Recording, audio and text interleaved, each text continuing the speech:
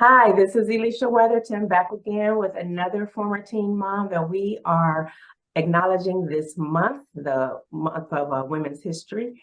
And so with us today is Emily. And I know Emily, we went to church together when we were younger. And back in the day, I did not know her when she had her first baby, but she definitely was a teen mom, and she is here with us today to tell her story and talk about where she is now and where that kid is now. So just a quick introduction. Emily is an early childhood educator and is currently a principal within the LAUS, Los Angeles Unified School District. She has various degrees in child development, psychology and behavior science, and education specialization in early childhood education. She is currently a doctoral student in educational leadership, administration, and policy. Wow. So Emily was born in Kentucky and raised in Los Angeles, California. She has 5 sons, ages 31, 24, 19, 16, and 15. So welcome, Emily. Thank you so much for joining us. So we're gonna jump right in, and I'm gonna have you tell your story. Well, thank you for having me, Elisha. So, got to think way back. Right. I had my son, Andrew, when I was a junior in high school. Mhm. And so I got pregnant when I was 16 and I had him when I was 17. Way back in the day, I guess we used to have a little bit longer time. So no, I think LAUSD does take 3 weeks now for winter break. So I was on winter break, had him, and then right after winter break, went right back to school. Wow. So I really didn't take time off or anything like that. I had a very, very strong support of my parents. They were very, very supportive. Obviously, in the beginning, they were not too excited to know that they were going to be grandparents so early. Yes. However, they were the best grandparents that my kids could have had. Awesome. And so once I had him, my main focus was, just to be responsible, get up, get him ready, and thank God that our next door neighbor was actually the people that babysat me when I was younger. Oh. So I was able just to take him over there. So everything, awesome. God always maps things out and plans it because we weren't always next door neighbors. And so I would just walk him over next door and walk to school. And, that was my new ritual, my new regimen until he was old enough to go to preschool. And my mom was also an early childhood educator. And so he would go to school with her in the morning and then she would just bring him home. So my world was really, really supportive of me being able to continue my education. It was never a thought, you're going to drop out of high school or where am I going to go? So I really empathize with the young ladies that have to go through that and they have to figure it out on their own. Yes. So my story is probably a lot different than some of the, everyone's different story and struggles. Not to say that I didn't have any struggles, but my parents were like my support group. And I didn't have siblings or anything like that. So it was just the 3 of us forever. And then when I had Andrew, it was like, okay, now it's 4. And so I did finish high school. I graduated on time with honors, and I was in between, where am I going to go? So, when you turn 18, you're like, I'm grown. And then I had a kid, so I was super grown. And so I'm like, I'm getting out of here. I was applying to every school under the sun as long as it was not in the state of California. That's how, I was out of here. Yeah. So I was going to Arizona, Tuskegee, Clark, Atlanta, all those wonderful schools. I applied to all of them. I got accepted to all of them. Wow. But my mother said, you can't take him with you. And I said, what do you mean? What? Yeah, what? And she was like, no, you can't do that.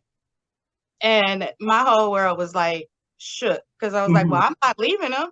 You know, like I need to take care of him. So I didn't go away to school. I had even set it up. I looked at Arizona State. They had family houses. So I was, you know, trying to get all this together. And they're like, no, you're not going to do that. Now knowing what I know about having to raise a child and having to provide and not having that support system, yeah, that was probably the best decision ever. It was. So I ended up going to Cal State Dominguez Hills. Basically, I believe it was me and my mom. We just walked in and did the paperwork, and they were like, "Okay, you're in." I'm like, "Great, thanks." I don't want to be here, but okay. Yeah, boo-hoo. And like, do you guys even have a football team? I didn't even know they didn't have one. They didn't at the time, no. I was like, what the heck? So anyway, I you know, went to college. I've always been in early childhood education. So like that was my first job. I was working at a preschool in Culver City, a Lutheran preschool in Culver City. My mom was the director, and then she ended up being the principal of that school. But I was always working. And that was one thing that always stuck with me. Like you have to have a job. Like there's no way around it because, you know, if I'm dependent on my parents to take care of me and then also dependent on them to take care of him, right, that's extra, you know, so that's a lot. Yeah, I was always working. And then I found out that, oh, if you have more units in early childhood education, then you get paid more. So okay. I said, great, I'm going to do that. So I was going to Dominguez, and then I would leave Dominguez. I would go to work in Culver City. And then after work, I would go to Southwest College. Wow. And I would take early childhood education credits. Wow. And so I was doing that for a long time. And then I was like, okay, wait, I gotta take a break. Yeah. So I did like I got the AA in early ed, and I put my, you know, BA to the side. It took me a while to get to it. Yeah. But I was, you know, like, oh, okay, well, at least I can make more money. You know? That's right. And so I was doing that. And for a long time, I mean, that's all I knew. That's all I did. I've worked at different schools. So I've worked at the private schools. I've worked at a corporate based school. I've worked at Head Start. I've worked with LA Up. They're not around anymore, but I worked with them. And then now I'm at an early ed center with LAUSD, which I didn't even know they had those. Yeah. Like that's like LAUSD's biggest well-kept secret. So we want to get that out there. Bring your students, bring your baby. And so I've been doing that forever since I graduated from high school, and I'm still doing it. Yeah. And I, you know, I enjoy it. But the little one now is 31. Yeah. He is actually a physical therapist. So he has his doctoral degree in sports therapy. Really? And he graduated from Washington State. So he's practicing physical therapy in Las Vegas.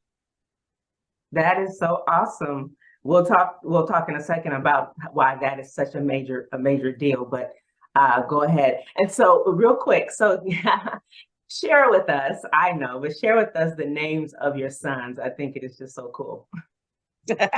Okay, so the first one is Andrew. The second one is Brian. The third one is Khalil with a C. And then the little one is Dylan. And so then my name is Emily. So it's like ABCDE. And then I also have a bonus son. So his name is Matthew, and him and his dad have the same first initial. That is so cool. So cool. So cool. Awesome. Awesome. And how are the kids? How are the other boys doing? They're doing really well. My second son, Brian, actually has two littles. So I'm a grandmother. Finally, Congratulations. got a girl. So yeah, Bryson and Kennedy. So there's Oh, 3 and 1. okay. I'm super excited about that. They moved from Las Vegas recently because she has family in Oklahoma, so they're there now. Okay. And he was doing pharmacy tech, and then he also builds websites. Nice, nice. Then Khalil was interested. He was always really good with his hands. And the boys would bring their bikes over and they'd be out there tinkering around and he'd be fixing all the bikes and doing all this stuff.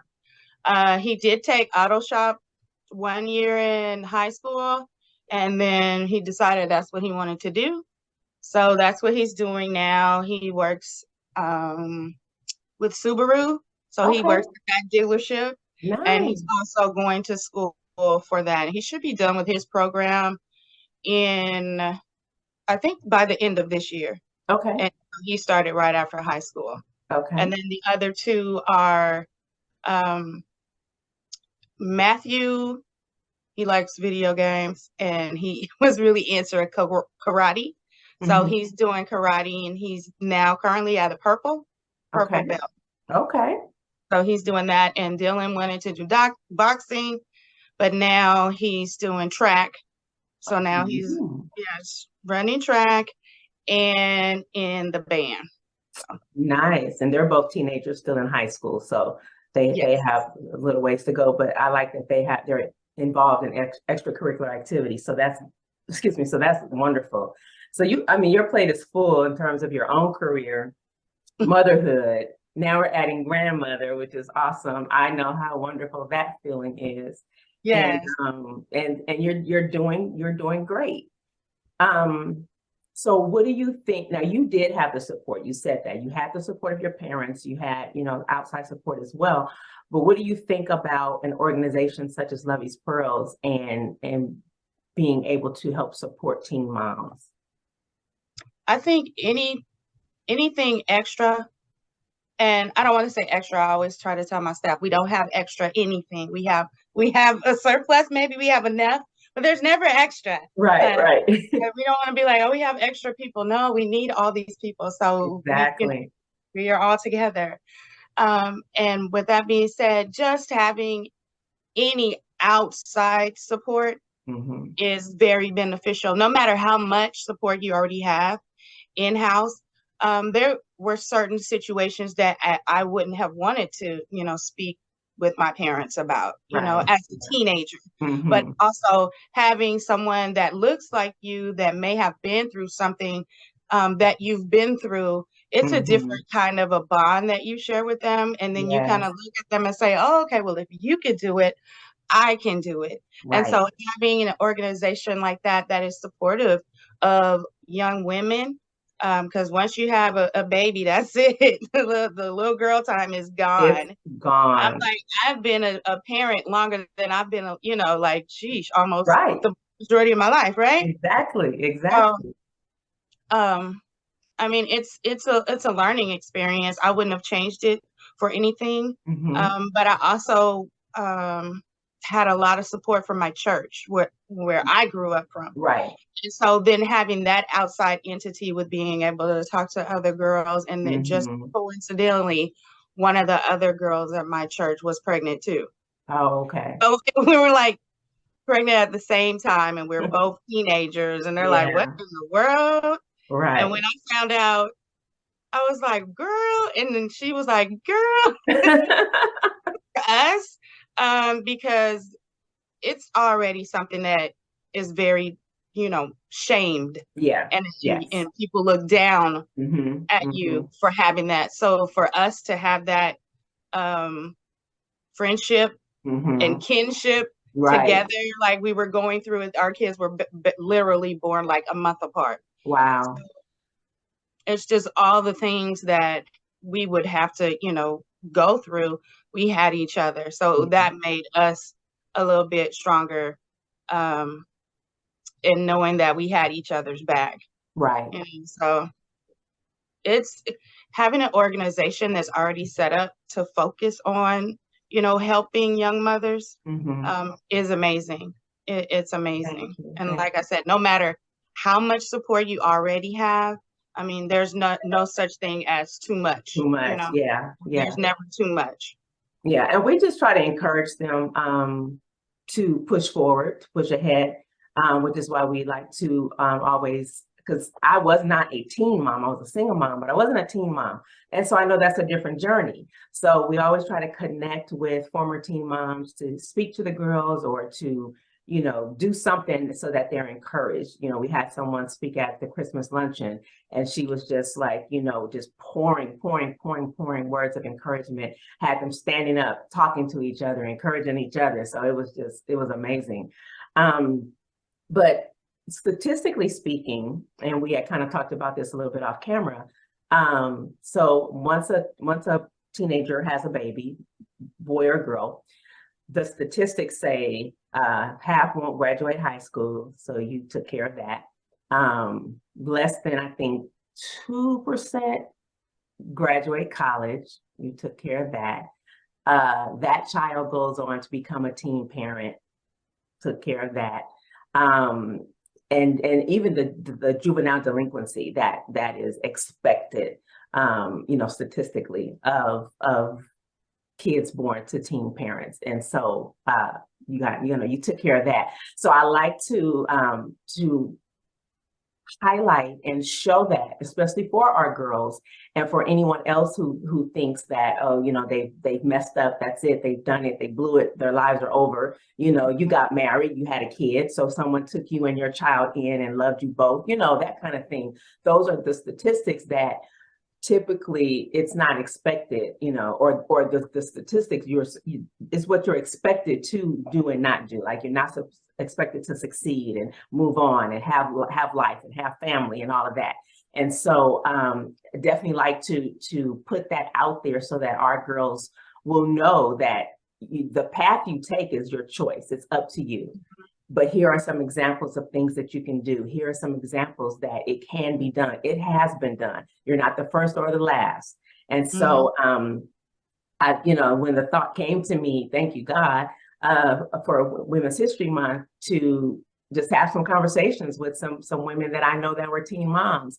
I was like, yeah, because we're showing the successes of what they've accomplished in spite of what happened and in spite of what others may have thought or said to them.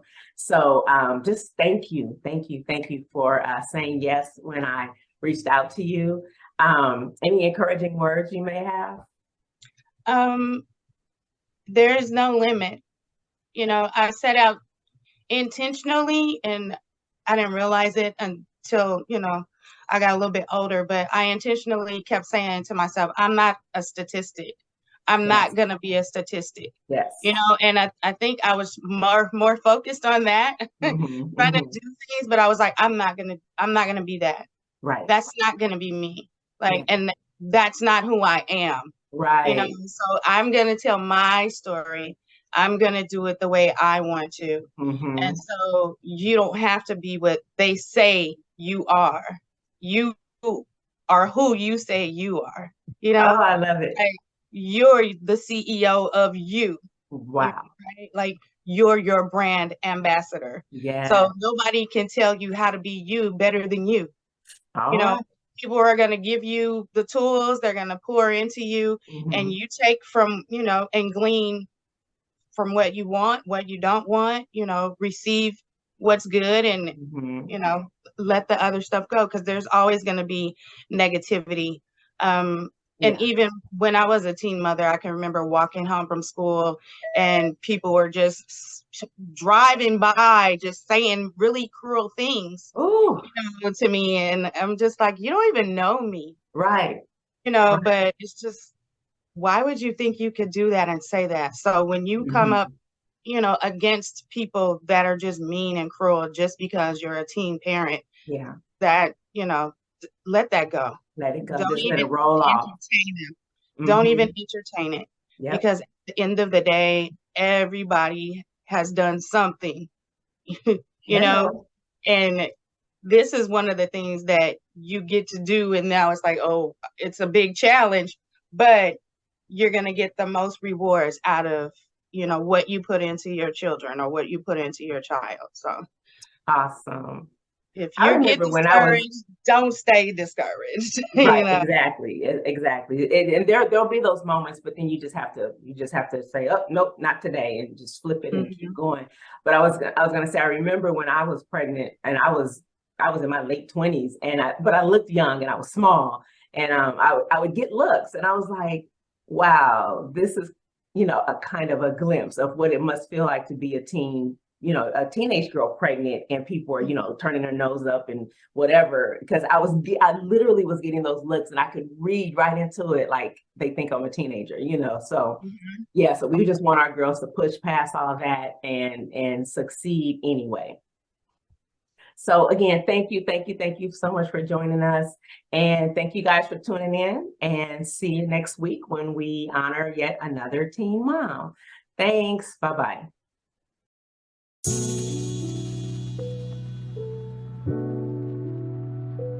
Da, da, da, da, da. Things don't always go according to plan, but believe me, I understand.